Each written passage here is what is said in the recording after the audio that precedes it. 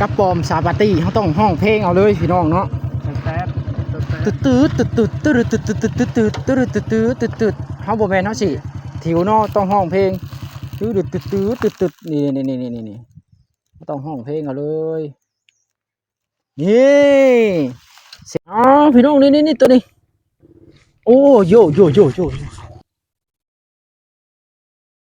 นี่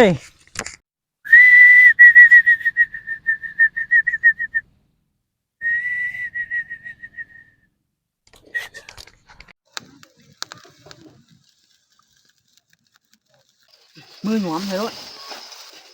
นี่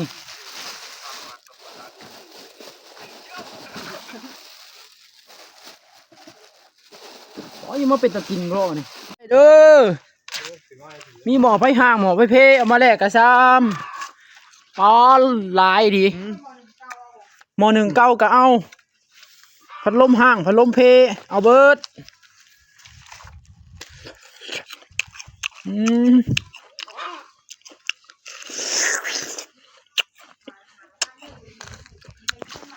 ดูมือเลยป้ามา5,000จะไล่หลายล้านเติบไว้ลงเป็นพวงอยู่ขายมันแล้วตัวขายมันไม่ต้องปลูกดอกมันต้นปลูกชมพู่นี่ไว้ขายน่ะป้องก็ปอมเมื่อยมะเวกินหมักมูนะบาทมาพา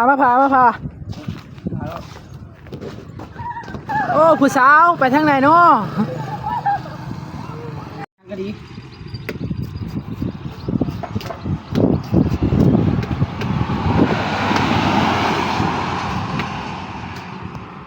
แดงครับนี่มานั่ง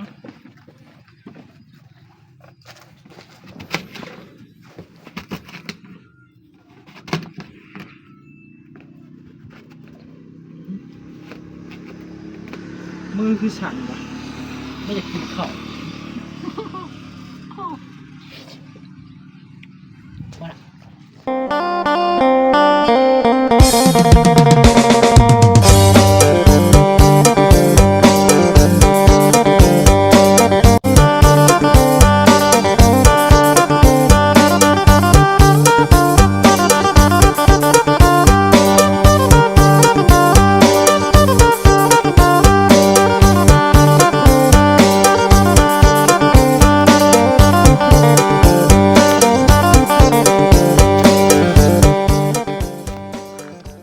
สรุปแล้วบาทได้ยักตัวบาทเนี่ยเอาออกนี่เลยตายไปแล้ว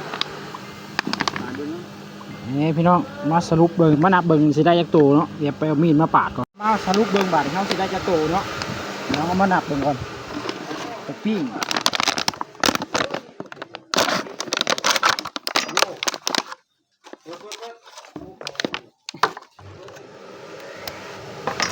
1 ตัว 2แล้วต้น3 4 5 6 7 8ไปข่าวไป9 10 11 12 13 14 15 16 17 18 19ผู้ที่20ตัวนี่แซ่บๆโลดมานี่เอากับมาเผาเนาะบ้านนี้ทุกคนเผาแล้วก็ไปปิ้งให้มันสุกก่อนไม่จังมาผักมุนๆมาก้อยบ้านนี้นี่เขาก็เนาะ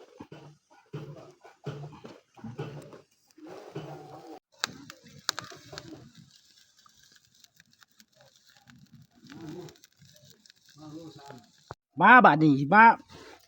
มาผักหมักม่วงใส่ได้บาดนี้ใส่กับหมักม่วงเนาะพี่น้องเนาะโอ้สุดยอดเลยนี่ต้นหอมนี่ใส่หลายๆเลยมีผักสาระแหน่เนาะใส่หัวชิไข่น้ำจังหอมตัวเอว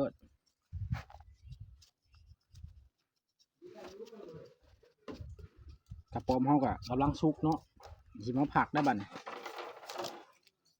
ปอกหมักม่วงก่อนใส่ส้มหมักม่วงพี่น้องเข้ากันน้ำลำเลยตอนนี้เพิ่นกำลังผักเนาะพี่น้อง เสนอเลยได้ไงสยองไปเลย ตอนนี้เป็นกำลังผักเนาะเอาผักต่อที่มาตอนนี้ไงโรดมันถึงแซ่บยังอีหมักม่วงพ่อนี่แล้วล่ะนี่หมักม่วงทั้งหอมคนให้กันเลยเดี๋ยวเราสิเอากระป๋อมมาลงบาดนี่เอาใส่ผักแล้วเอากระป๋อมมาลงเนาะผักหลายพี่ขี้ข้านกลับกล้องหลังนะนี่ก็โทษไปตะแซ่บไปดิ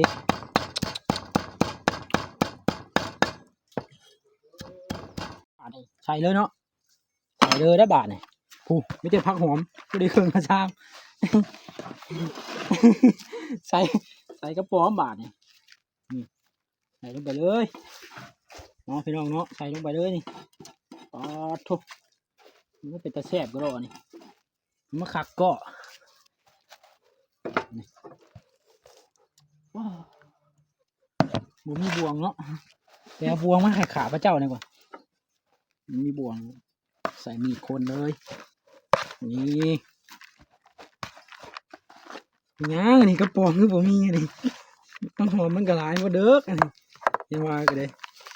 ป๋องยอดกระป๋อง เห็นไม่ได้ก็เห็นนี่ ปลานั่นว่าเอามาใส่อีกฮะ มึงกระดาษพูดหนู นี่หอดกระป๋องบาทนี่ตายเก็บออกน้ำกระมี่บาทนี่ ที่บอกไง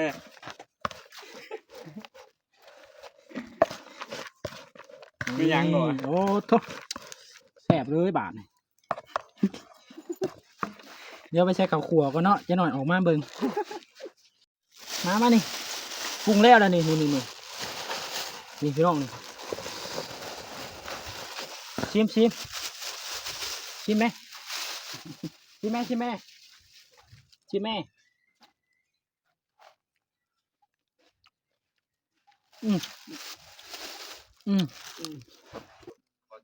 มาใส่จานก่อนบ่ายมือหนวมใช่รถนี่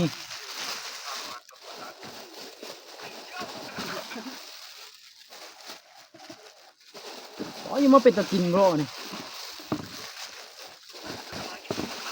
FC มาหาฮอดเรือนมานี่พี่น้องเรื่อบาทนี่ลงมือแล้วอย่าว่าช่างว่าชี้นะ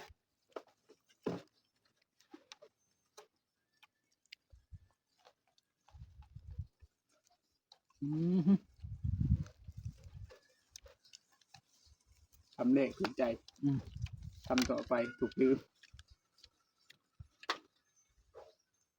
ข้อก็มี ม ธรรมศาสตร์แห้งดีนอนนกเข้าบ้านมาผม FC ว่าบ่อยากเข้ากล้องไม่มาใกล้ให้มาแต่จำปาสัก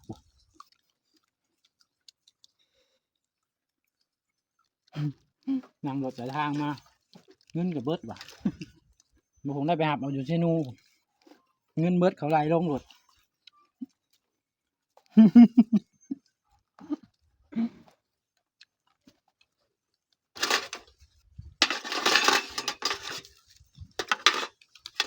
เอาห้องเอาแต่มาว่านี่ก็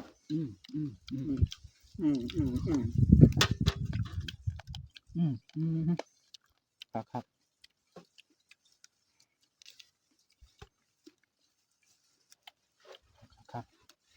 แถมแห้งแล้วบ่ะ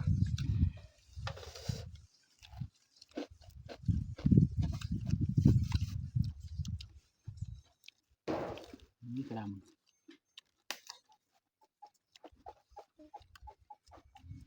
เอาเบื้องหน้ากับเบื้องหลังมันเบื้องเด้อ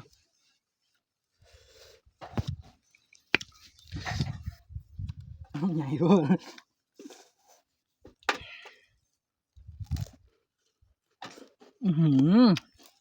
ก้อยไดโนเสาร์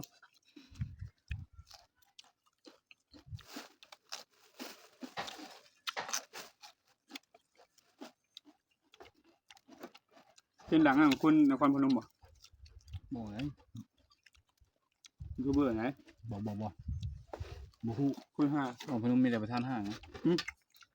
คนนครพนม คุณเธอของจันทร์ เส้นหลังแถว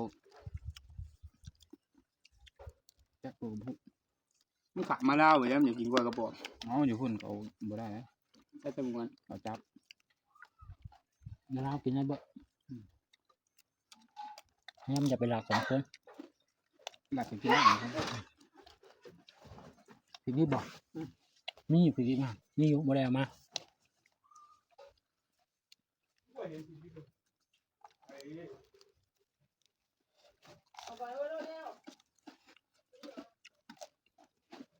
เขาจับเนาะเดี๋ยวท่าน ศาสนา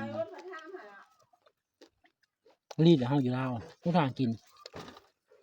บอกกับกอง ยังไงใครยุ่งกับกระป๋องอันเติมกันไปแล้วเอาคนเดียวเลยดิ มีอยู่ มีนะ อืมอืมอืมอืม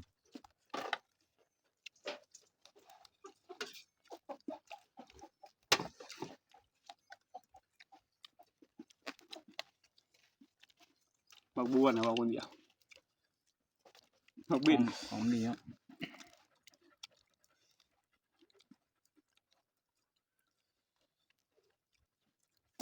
เราก็พาประตูเพื่อนนะมังนี่นักเก็ตส่งตอนเมานุ่งเหรอ ความจริงอย่างบอกไว้เนาะ คลิปนี้ก็สิขอจบเพียงเท่านี้เนาะพี่น้องเนาะ FC เพิ่นกำลังกินแซ่บเนาะ เจ้าได้ยินนะ ฝากกดไลค์กดแชร์กดติดตามเด้อบัดนี้พบกันใหม่คลิปหน้า